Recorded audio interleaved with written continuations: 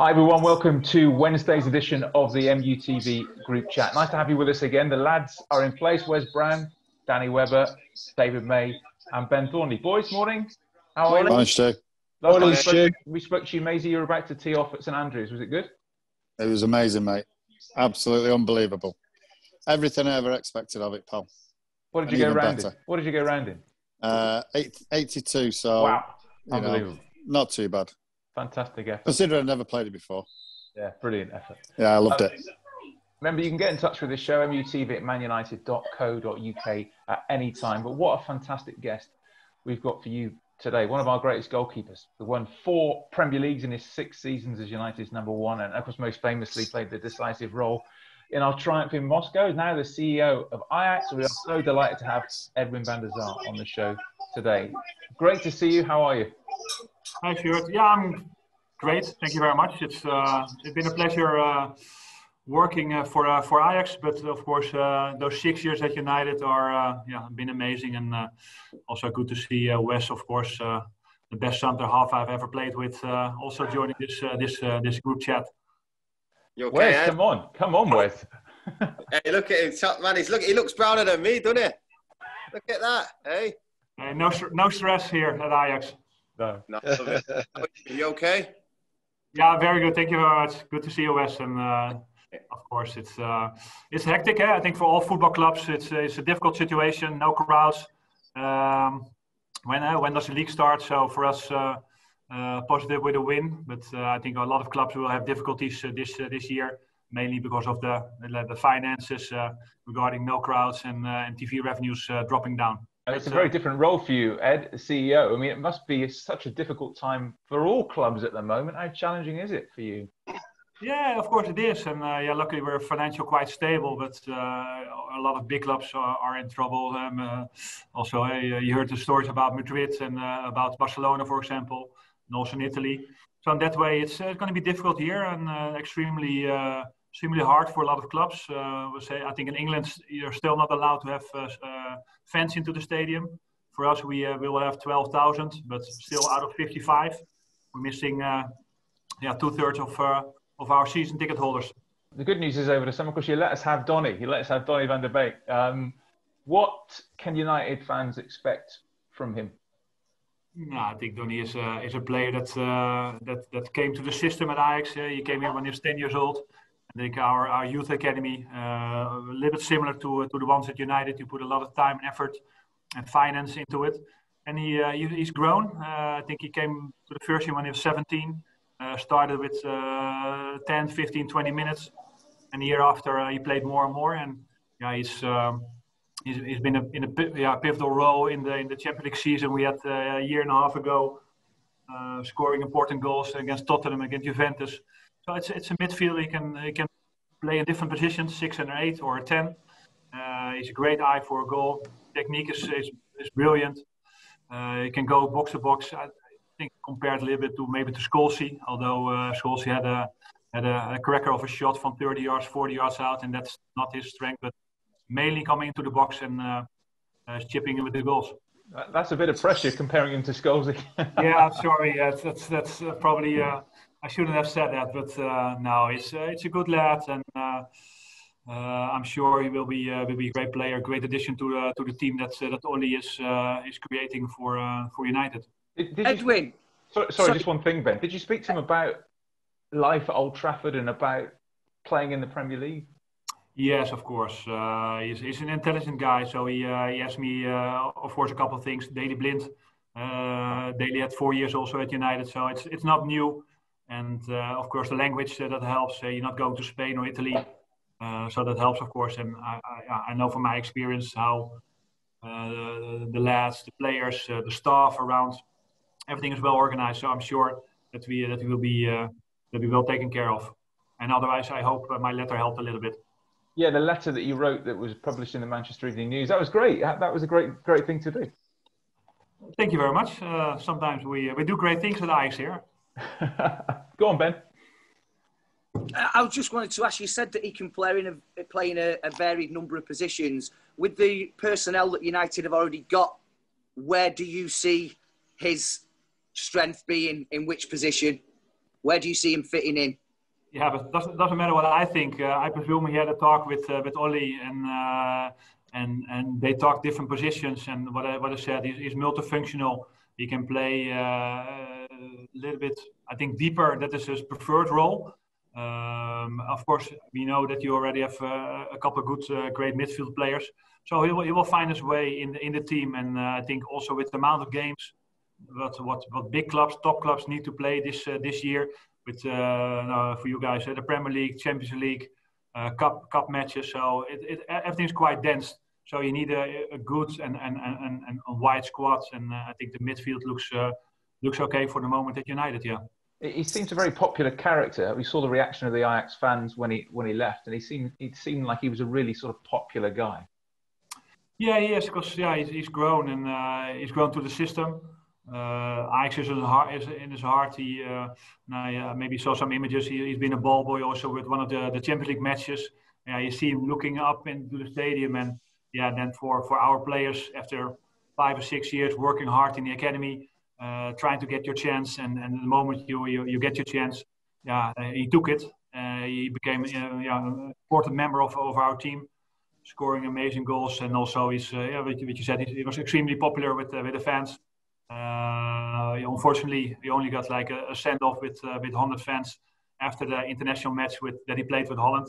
And normally, we like to say a big farewell to our players. We know Ajax is a club that develops young players. Our league is not so strong as the top 5 leagues, and that's why we're at that position that we at 2 or 3 years, when a player gives all to the club, wins trophies, scores goals, then at a certain point we allow the player to take the next step. And I think we're working really in good faith with the player, with his agent, with the family, to find the right club and the right path to develop yourself and come to a high level. And at a certain point, that level is so high that other clubs like the services of the player. And that's the way we operate in Holland.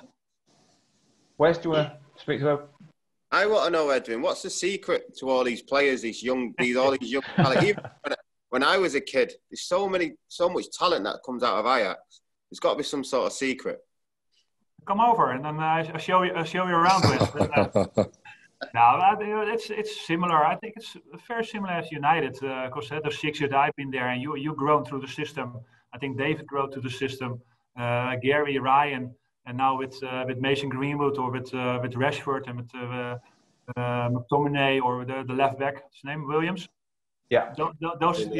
United is also a club that gives chances to young players, and of course you guys have the financial power also to really get players to a high level. For us, we losing our best players, and somehow at the middle or from the bottom we need to grow again. And you guys, you can replace a player with a top player, and that's the difference. That's difference between United and Ajax, and also for us, it's a good thing that we let's say lose players, because in that way, we can give a chance to the younger players who are maybe getting anxious from where's my playing time, where do I fit in, and in that way we can keep the system rolling in my view, and but the main thing is our aim is also the European top. And of course, I'd rather keep Matthijs de Ligt and Frenkie de Jong and Donny van de Beek and Hakim Ziyech. That will probably bring us more success in Europe.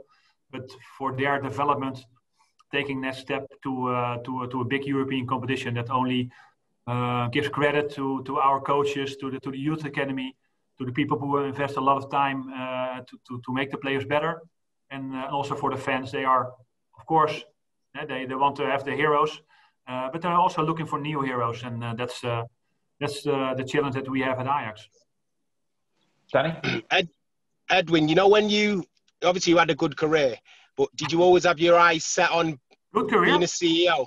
Yeah, very, very good career. But did you always have your eyes set on being a CEO, or did you ever think about managing?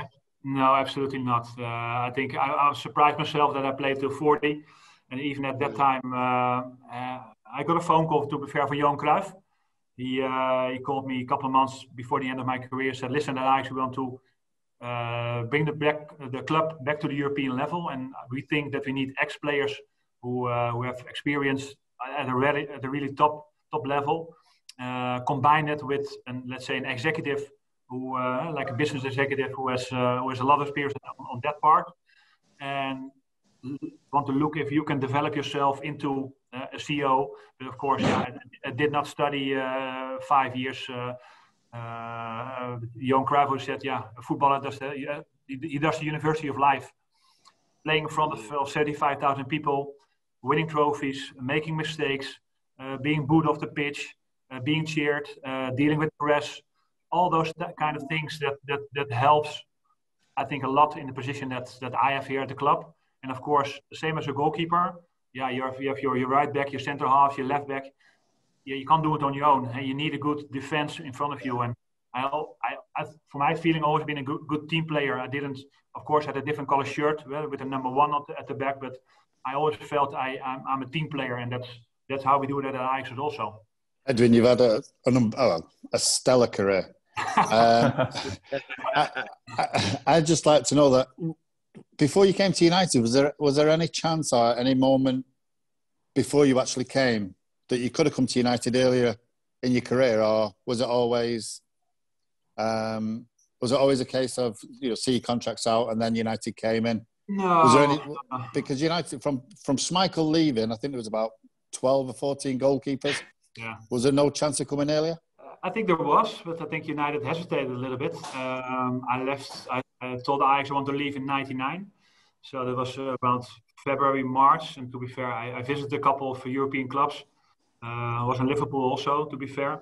It was a rainy day, so it was not that attractive. So I was in Turin. I spoke to Juventus, spoke to the coach, spoke to with my agent to the board there, and more or less we were agreed to join Juve. And then at the airport we got a call from United if we wanted to come over, and it was a little bit too late, to be fair. So in that matter, I stick to also the promises and the view.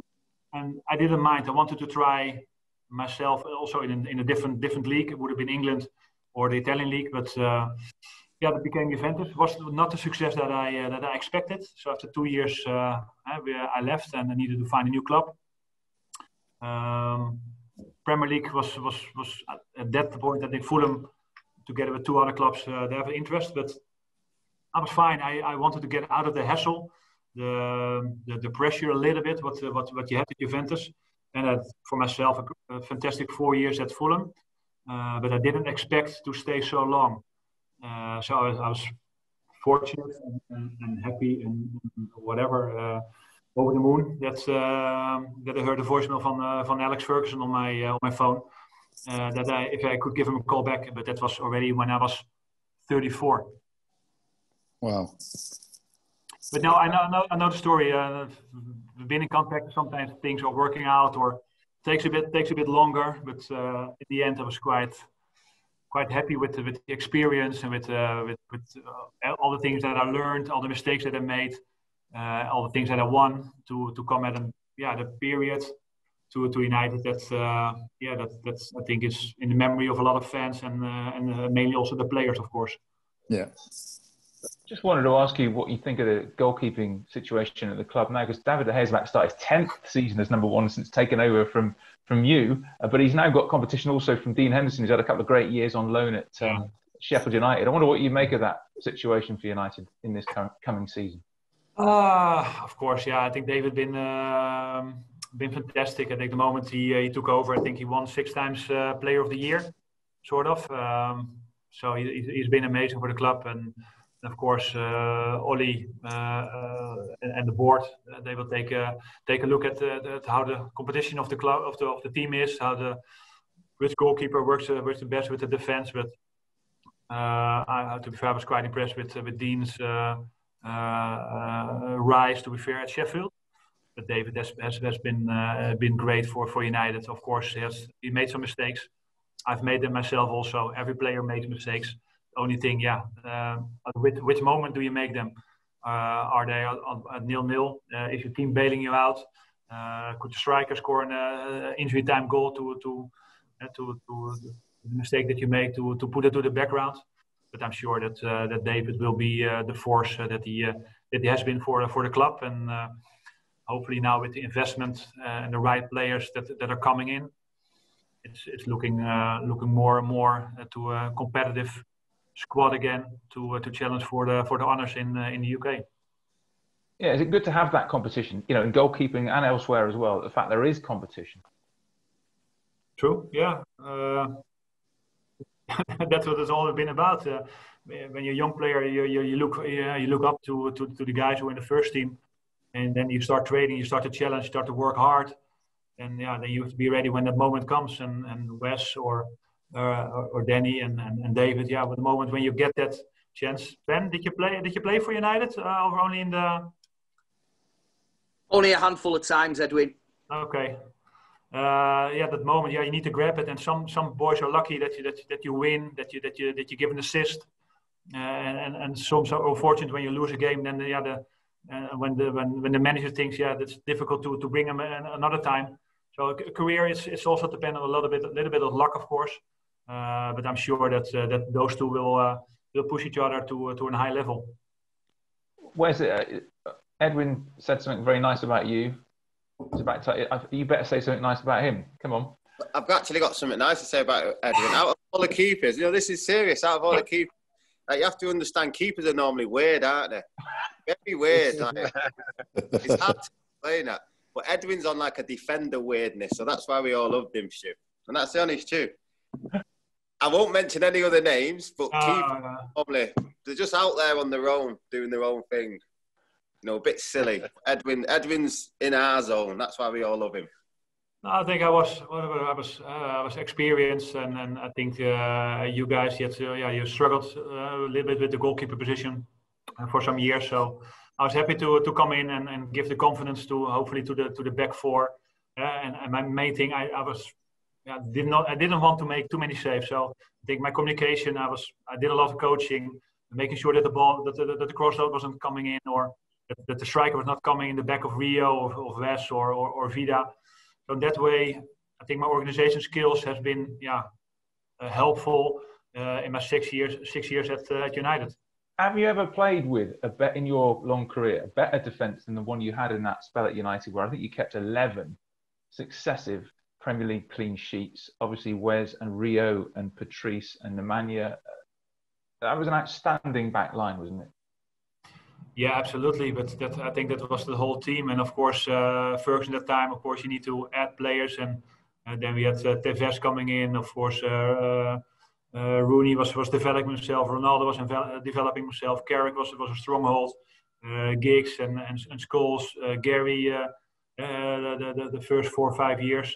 So in that way, for me, it was a joy to play for the club. And of course, certain games he did not have that much to do, but that one moment that you need to be there, and that's what you need also at a top club. Of course, most of the time we had the ball, you had the strength, you had the technique, the power, the will, the ambition of the club. So in that way, just to be fair, quite easy to play with whatever who stood in front of me, and of course. With Rio and Vida, you played the most, and you had a great understanding. But also John O'Shea was playing, or Johnny Evans was molding into the team, or Gabriel Heinz initially, or Wes on right back, or Rafael da Silva. So in that way, it's been great to be part of the history of the club.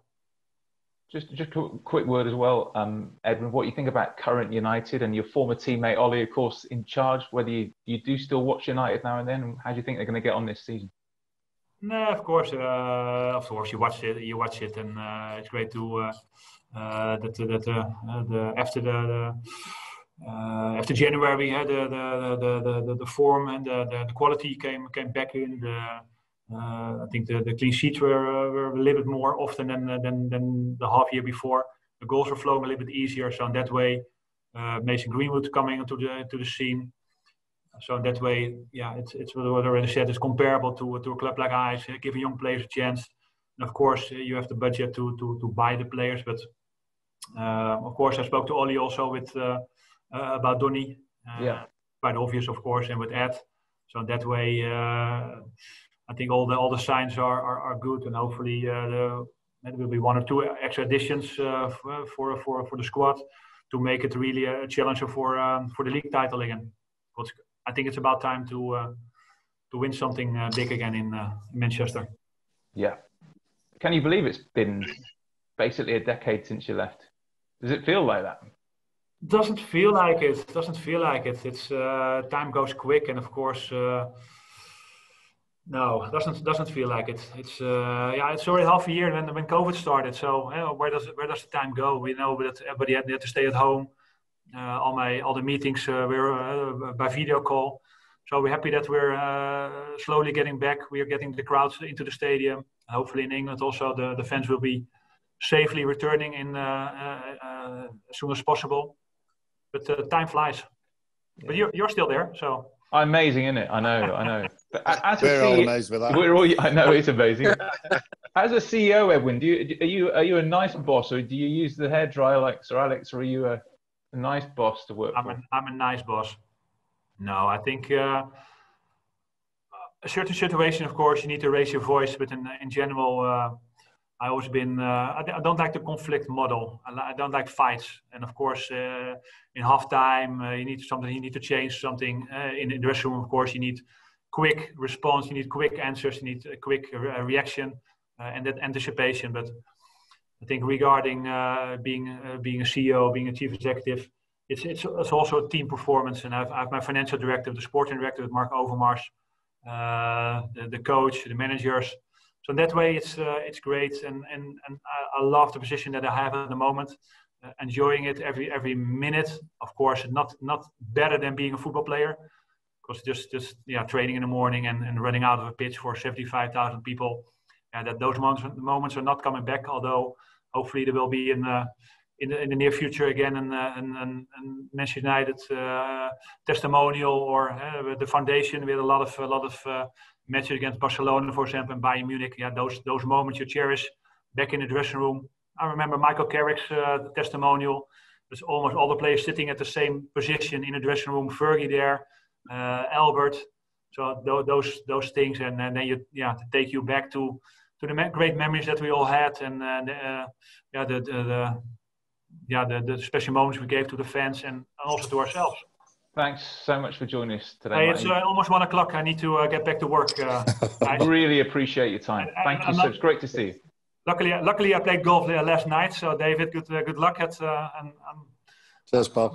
And I hope I get an invitation from one of you guys to play up there then once in a while. No problem. Absolutely. Great to see you. Thank you so much for spending the time. We appreciate it. Okay.